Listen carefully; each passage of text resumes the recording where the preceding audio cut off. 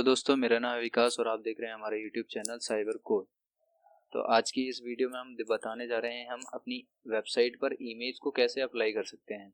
तो क्या करना है, सबसे पहले अगर इमेज को अपनी वेबसाइट पर अपलोड करना है तो पहले सबसे पहले आपके पास इमेज होनी चाहिए। इमेज होने के बाद हमें क्या है, अपना एक स्ट्रक्चर बना देना है HTML का। स्ट्रक्चर के बाद अपने इमेज टैग होता है हमारे पास यहाँ पर IMG इमेज टैग, फिर उसके बाद SRC यानी कि उसका सोर्स, हम कहाँ से सोर्स ले रहे हैं, उसके बाद इक्वल टू और इन्वर्टेड कोमा। तो इन्वर्टेड कोमा लगाने के बाद हमें क्या करना है, जाना है अपनी इमेज में। तो मैंने सबसे पहले क्या किया, यहाँ पर अपने एक इमेज फोल्डर बनाया हुआ, इमेजेस नाम का एक फोल्डर बनाया है और मैंने यहाँ पर इमेजेस को अपलोड कर रखी है। तो इमेजेस को अपलोड करने के बाद यहाँ पे क्या है, जाना है अपनी उस वेबसाइट पे और सबसे पहले क्या करना है, यहाँ पे किसी भी इमेज को राइट क्लिक करके उसका लोकेशन चेक करना है।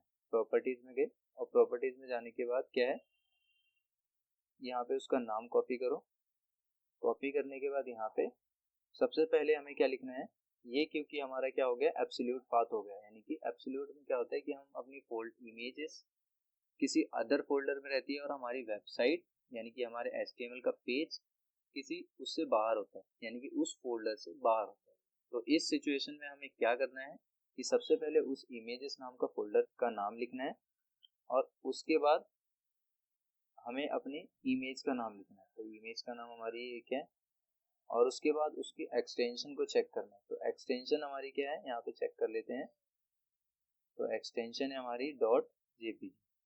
तो डॉट हमें क्या लगाना है, JPG, और सेव किया हमने। सेव करने के बाद मैंने क्या, इसको रन किया। तो यहाँ पे देखो हमारी इमेज डिस्प्ले हो चुकी है। तो अगर हम अदर भी इमेजेस लगाना चाहते हैं, कोई और इमेज लगाना है, तो मैं क्या करूँगा, यहाँ पर इमेज टैग लिखूंगा SRC और उसका सोर्स। अब हम क्या करेंगे, दूसरी इमेज को अप्लाई कर देंगे।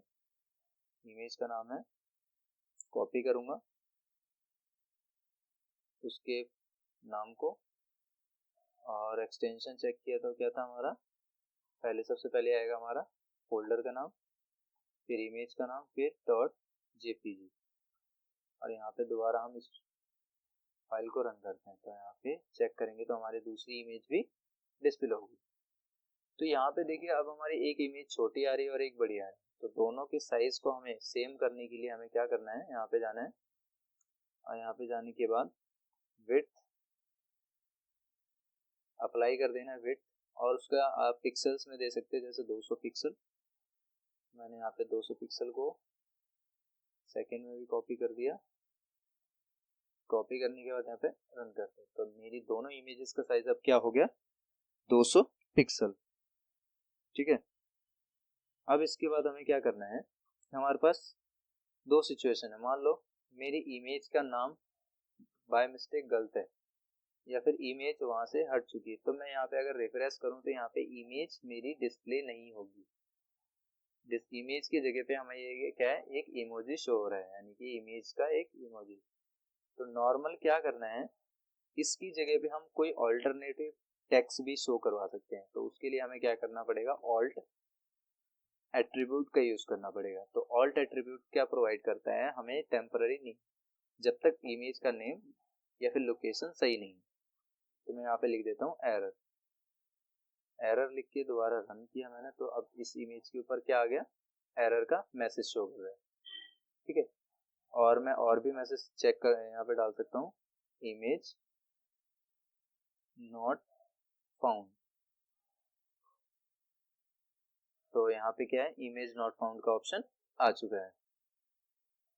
तो अदर ऑप्शंस हमारे पास ये है कि हम किसी भी वेबसाइट से इमेजेस को उठा सकते हैं। जैसे मैं मान लो कि मुझे किसी URL से, यानी कि इमेजेस मैंने सर्च करी, इमेजेस सर्च करने के बाद मैंने क्या है, किसी गूगल से इमेज को उठा लिया। तो यहाँ पे गूगल से इमेज उठाने के बाद मैंने क्या किया, यहाँ पे किसी इमेज को लिया और यहाँ पे उस पर राइट क्लिक करके copy URL, copy link address. तो मैंने क्या किया, कॉपी इमेज एड्रेस किया। इमेज एड्रेस कॉपी करने के बाद मैंने उसका यहाँ पे इमेज लोकेशन पेस्ट कर दिया। पेस्ट करने के बाद यहाँ पे मैं अपने ब्राउज़र पे जाऊँगा। ब्राउज़र पे जाने के बाद यहाँ पे मेरी देखिए यहाँ पे दूसरी इमेज शो कर गई, ठीक है। तो आप इस तरह से किसी भी वेबसाइट की इमेजेस को भी अप्लाई कर सकते हो जो गूगल से ले सकते हो आराम से। तो और भी अप्लाई नहीं करना चाहते हो तो आप आराम से इसको क्या करोगे, पहले इमेज img टैग लिखोगे, उसके बाद src, फिर उसका सोर्स यानी कि जिस जगह से वो इमेज को डिस्प्ले करवाना है उसके नेम को। सेकेंडली आप डाउनलोड करके भी लगा सकते हो इस इमेज को। और यहाँ पे देखिए मैंने फोल्डर का नाम लिखा है। अगर मान लो मेरी इमेज का लोकेशन एक जैसा ही है, यानी कि ये क्या है, हमारा रिलेटिव है। रिलेटिव में क्या होता है, यहाँ पे इमेज बाहर शो होती है। यहाँ पे मान लो मेरी HTML की फाइल है वो भी एक लोकेशन पे है और इमेज फाइल भी उसी लोकेशन पे है। तो मुझे क्या करना है, नॉर्मल अब मैं इमेज जो फोल्डर है उसका यूज नहीं करूँगा। तो सबसे पहले क्या करना है, लास्ट में जाना है आपको, इमेज टैग लिखना है, उसके बाद src, उसके बाद डायरेक्ट उस इमेज का नाम लिख दो। तो डायरेक्ट उस इमेज के नाम को लिखने के लिए क्या है, राइट क्लिक करके उस इमेज के एड्रेस को कॉपी कर लो। बस नॉर्मल क्या है, उसकी इमेज को, नाम को और नेम को इधर पेस्ट कर दो, .jpg अप्लाई कर दो। तो jpg अप्लाई करने के बाद मैं यहाँ पे अगर रिलोड करूंगा तो मेरी वो इमेज आ जाएगी, शो हो जाएगी, ठीक है। तो नॉर्मल मैं इसकी विड्थ और हाइट को सेट कर देता हूँ। विड्थ इक्वल टू में 200 पिक्सल। तो 200 पिक्सल लेने के बाद मैंने क्या किया, तीनों की इमेजेस के नाम सेम कर लिया, ठीक है। तो इस तरह से आप इमेज टैग को अपनी वेबसाइट में अपलोड कर सकते हो, यानी कि अप्लाई कर सकते हो और एक अच्छी गैलरी को क्रिएट कर सकते हो, ठीक है। तो आई होप आपको समझ आया होगा कि इमेज टैग को कैसे अप्लाई करना है। तो आज की वीडियो में इतना ही, मिलते हैं अपनी नेक्स्ट वीडियो में, तब तक के लिए गुड लक।